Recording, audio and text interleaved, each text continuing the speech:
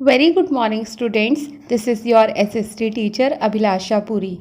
Today we are going to continue our chapter 4, our constitution. And now we are going to discuss about main features of the Indian constitution. मतलब हमारा जो constitution है उसके main features क्या हैं. Constitution is the way of life that the state has chosen for itself. The constitution made according to the need of the country and it has some special features. The main features of the Indian constitution are as follows. अब जो constitution है वो जो country की ज़रूरतें हैं उसको ध्यान में रखते हुए इसको उस तरीके से डिज़ाइन किया हुआ है. और जो कॉन्स्टिट्यूशन हमारा है इसके कुछ स्पेशल फीचर्स भी हैं. अब हम उनके बारे में डिस्कस करते हैं. First is written and constructed constitution. इसका मतलब है कि हमारा जो कॉन्स्टिट्यूशन है वो रिटन है और कंस्ट्रक्टेड है. कंस्ट्रक्टेड मतलब बहुत ही सोच समझ कर इसको डिज़ाइन किया हुआ है. There are some countries which do not have a written constitution. England is one such country which has a conventional or evolved constitution. अब वर्ल्ड में कुछ ऐसी कंट्रीज़ भी हैं जिनका रिटन कॉन्स्टिट्यूशन नहीं है, जैसे इंग्लैंड का रिटन कॉन्स्टिट्यूशन नहीं है.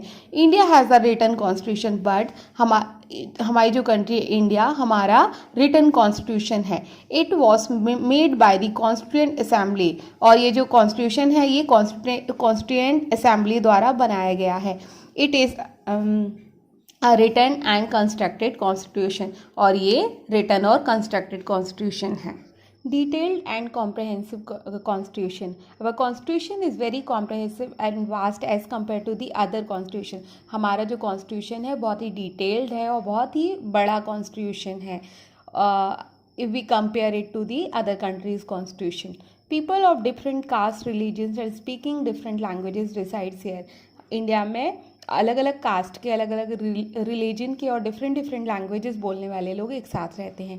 दे हैव देयर ओन कल्चर और सबका अपना अलग अलग कल्चर होता है. The constitution ensures to promote the feeling of unity in diversity. और हमारा जो कॉन्स्टिट्यूशन है वो ये एंश्योर करता है कि जो यूनिटी इन डाइवर्सिटी की फीलिंग है उसको प्रमोट करे या उसको बढ़ावा दे. Rigid and flexible. The Indian Constitution adopts the middle path. For practical purpose, the Indian Constitution is not very rigid. For the amendment on some subjects, only simple majority of the parliament is required, and for some subjects, the amendment is rigid because it needs the special majority of the members of the parliament. Example 2/3 majority of the members present and voting. अब जो हमारा constitution है वो rigid भी है. Rigid मतलब कठोर और फ्लैक्सिबल मतलब लचीला. तो कठोर भी किसी किसी जगह पे बहुत कठोर है और कहीं कहीं लचीला भी है. अब इंडियन कॉन्स्टिट्यूशन है इसने मिडिल पाथ मतलब बीच वाला रास्ता चूज़ किया है. प्रैक्टिकल पर्पस के लिए ये बहुत ही ज़्यादा कठोर या रिजिड नहीं है. जैसे कि कुछ अमेंडमेंट्स करने होते हैं. अमेंडमेंट्स मतलब कि चेंजेस. कॉन्स्टिट्यूशन में ऑलरेडी कोई चीज़ लिखी हुई है लेकिन अब टाइम के साथ साथ ऐसा हो सकता है कि हमें उनको चेंज करने की ज़रूरत पड़े.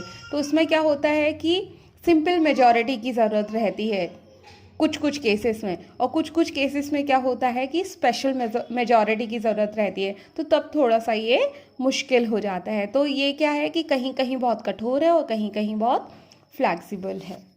Inclusion of fundamental rights and duties. The Indian Constitution has given some fundamental rights to the citizen. It is a duty of the Supreme Court to protect these rights. In the same way, the Constitution has mentioned some fundamental duties for the citizen.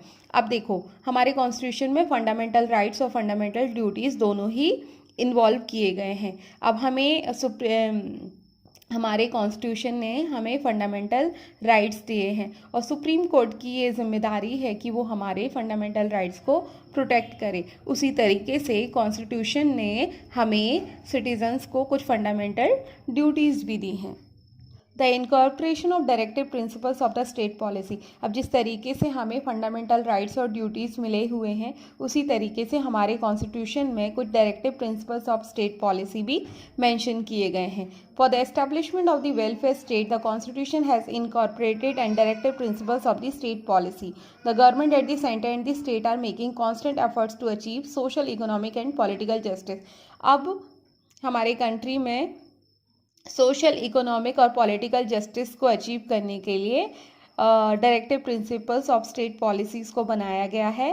The government are committed towards the welfare and development of the deprived classes, SC, schedule caste, schedule tribe and backward classes. और जो हमारी government है वो लगातार कोशिश करती है कि जो डिप्राइव्ड क्लासेस हैं या जिनको हम बैकवर्ड क्लासेस कहते हैं, जैसे schedule caste, SC, ST, OBC जो है, तो उनको क्या है कि उनके डेवलपमेंट और वेलफेयर के लिए ज़्यादा से ज़्यादा वर्क किया जा सके। Federal features. Indian Constitution has adopted the federal feature. A federal system is one in which the powers of the government is distributed between the center and the state. अब जो हमारा इंडिया जो है वो basically federal state है। Federal मतलब क्या होता है कि ये जो सिस्टम है या जो गवर्नमेंट है ये दो पार्ट में डिवाइड है। एक हमारी सेंट्रल गवर्नमेंट होती है और एक हमारी स्टेट गवर्नमेंट होती है, और इन लोगों को मिलजुल के काम करना रहता है कि जिससे सिटीजन्स को ज़्यादा से ज़्यादा फ़ायदा हो। Democratic Republic. India is a democratic state because in a democratic state the rights of the government are vested in the public. अब इंडिया जो है वो डेमोक्रेटिक रिपब्लिक है। इसका मतलब ये होता है कि जो पावर है, सबसे ज़्यादा पावर जो है वो पब्लिक के पास है। Under such a system the government is establish by the people and for the people. और ये ऐसा सिस्टम होता है कि गवर्नमेंट तो बनाई जाती है लेकिन गवर्नमेंट को लोग ही या पीपल या सिटीज़न जो हैं वो बनाते हैं, और ये जो गवर्नमेंट है वो लोगों के लिए ही बनाई जाती है जिससे कि लोगों का वेलफेयर हो सके। Parliamentary system. India has a parliamentary system. अब हमारे इंडिया में पार्लियामेंट वाला सिस्टम है। आप लोगों ने लोकसभा, राज्यसभा ये सब का नाम सुना होगा, यही पार्लियामेंट्री सिस्टम होता है। संसद भी हम इसको कहते हैं। The actual powers of the government rest in the parliament. Actually जो सबसे ज़्यादा पावर जो है वो पार्लियामेंट में ही रहता है। क्यों रहता है? क्योंकि पार्लियामेंट में ही सारे बिल पास होते हैं, सारे रूल्स वगैरह वहीं से बन के निकलते हैं। The council of minister executes the powers of the government and it is answerable to the parliament. अब जो भी काउंसिल ऑफ मिनिस्टर्स होते हैं, मतलब कि जो भी सेंट्रल में मिनिस्टर्स बैठे हैं, तो वो लोग अपना काम तो करते हैं लेकिन उनको पार्लियामेंट में हमेशा जवाब देना पड़ता है। उनसे जो भी सवाल पूछा जाता है कि आपने ये काम किया, आपने ये काम नहीं किया, आपने नहीं किया तो क्यों नहीं किया, तो उनको हर चीज़ के लिए पार्लियामेंट में आंसरेबल होना पड़ता है। Secular state. Secularism is an important feature of the Indian constitution. अब इंडियन कॉन्स्टिट्यूशन जो है उसका बहुत ही इंपॉर्टेंट फीचर है सेक्युलरिज्म. सेक्युलरिज्म मतलब कि किसी को भी हमारे कंट्री में गवर्नमेंट के सामने किसी को भी उनके धर्म के आधार पर उनके साथ कोई भी भेदभाव नहीं किया जाएगा। गवर्नमेंट की नज़रों में सारे के सारे रिलीजन वाले लोग बराबर इक्वली उनको ट्रीट किया जाएगा। Sovereign state. Sovereign state means that India is independent both internally and externally. Sovereign state मतलब ये होता है कि इंडिया जो है वो इंटरनली और एक्सटर्नली दोनों तरीके से ही इंडिपेंडेंट है। मतलब कि इंडिया के अंदर के जो भी डिसीजंस होते हैं वो भी हमारी गवर्नमेंट खुद ले सकती है, और जो इंडिया से बाहर के डिसीज़न है, जो इंडिया से रिलेटेड है, तो वो डिसीज़न भी हम लोग इंडिया खुद ही ले सकती है। हमें किसी फॉरेन कंट्री के अंडर में हम लोग नहीं कंट्रोल हैं। She is free from any control by a foreign country. She is free to formulate her own policy in international affairs. और जो भी इंटरनेशनल अफेयर्स हैं, फॉरेन के साथ हमारे जो भी रिलेशन है, तो उनके लिए पॉलिसी हम लोग खुद फॉर्मुलेट कर सकते हैं. India is also a republic besides being democratic country. अब इंडिया जो है वो डेमोक्रेटिक कंट्री के साथ साथ में रिपब्लिक कंट्री भी है. Independent and powerful judiciary. The Indian judiciary is impartial and independent. अब हमारे यहाँ पे जुडिशियल सिस्टम जो है या न्याय व्यवस्था जो है वो भी बहुत अच्छी है और इम्पार्शियल है, मतलब कि किसी के साथ भी भेदभाव नहीं किया जाता है. It is the protector of the fundamental rights of Indian citizen. और इंडियन सिटीज़न के जो भी फंडामेंटल राइट्स हैं उसको हमारी जुडिशरी प्रोटेक्ट करके रखती है. The right to interpretation of constitution rest with the Supreme Court of India. अब जो भी कॉन्स्टिट्यूशन को इंटरप्रेट करने का जो राइट है वो सुप्रीम कोर्ट के पास है.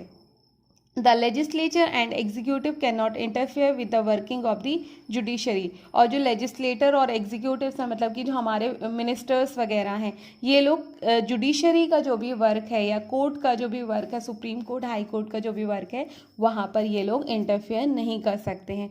जो जुडिशरी सिस्टम जो है वो बेसिकली इंडिपेंडेंट है और खुद के डिसीजन वो खुद ले सकते हैं। Now other features. अब ये सारे जो फीचर्स हमने स्टडी किए हैं, इसके अलावा और भी कौन से फीचर्स हैं। First, suspension of rights during emergency. अब हमारे कॉन्स्टिट्यूशन को ये पावर है कि अगर इमरजेंसी चल रही है, इमरजेंसी मतलब कि आपातकाल रहता है, कभी कोई ऐसी सिचुएशन आ जाती है कि इमरजेंसी लगा दी जाती है प्रेसिडेंट के साइड से, तो जब भी इमरजेंसी होती है तो ऑटोमेटिकली हमारे जो फंडामेंटल राइट्स होते हैं वो ऑटोमेटिकली सस्पेंड हो जाते हैं, ख़त्म हो जाते हैं उतने दिनों के लिए जब तक इमरजेंसी लगी हुई है।